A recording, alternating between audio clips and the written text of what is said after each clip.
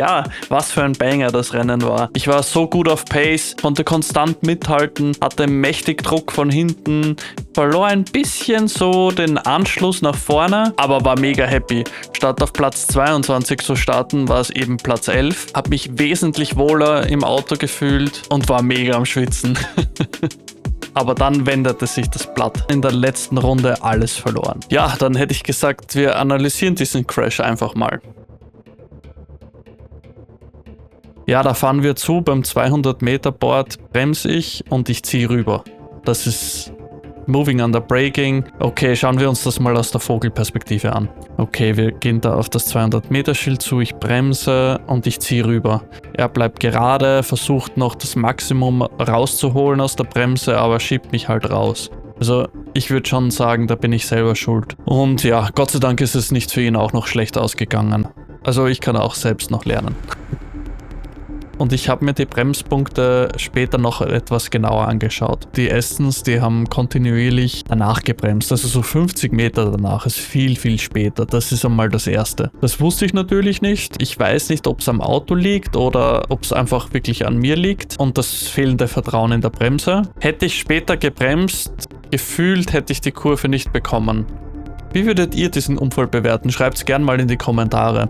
Aber trotzdem schauen wir jetzt nochmal in der Vogelperspektive drauf mit der Frage im Hintergrund, wie könnte ich das verhindern, ohne jetzt einfach 1:1 in der gleichen Situation zu bleiben und nicht Moving Under Braking zu machen. Jetzt ist er beim 200 Meter Schild in der Mitte der Strecke und ich bin relativ weit links, aber auch weg von der Racing Line. Man sieht es da vorne, das Auto davor, das ist auf der Racing Line.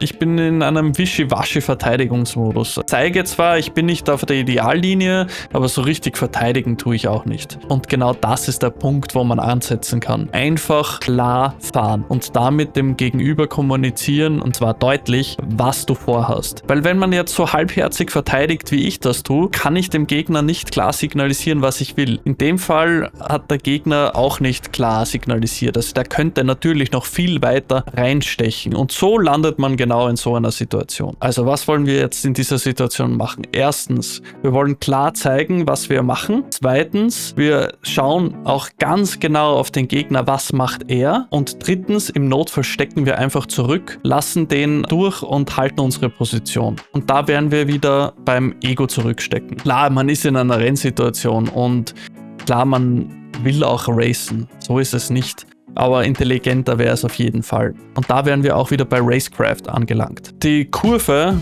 vor der das Ganze passiert ist, macht meine Verteidigungssituation nochmal zusätzlich dämlich, muss ich ganz ehrlich sagen. Wir haben hier eine Kurve, die ab circa der Mitte von der Strecke nach innen abhängt. Das heißt, wenn man in dieser Kurve innen fährt, hat man diesen Effekt einer Steilkurve. Währenddessen ab der Hälfte dieser Strecke es ziemlich gerade abläuft. Und noch dazu geht es bergauf. Also da wird das Fahrzeug richtig komprimiert und hat zusätzlichen mechanischen Grip zu dem, was es aerodynamisch sowieso hat. Durch das kannst du nochmal schneller durchfahren und dementsprechend kann die Aerodynamik dann nochmal besser arbeiten. Ja, und damit war eben meine Verteidigungsstrategie umso schlechter. Ich hätte mich nur ganz nach rechts setzen müssen, also innen, ein bisschen später bremsen und der Kollege hätte außen überhaupt keine Chance. Das hätte sich von selbst aufgelöst. Ja, ist nicht passiert.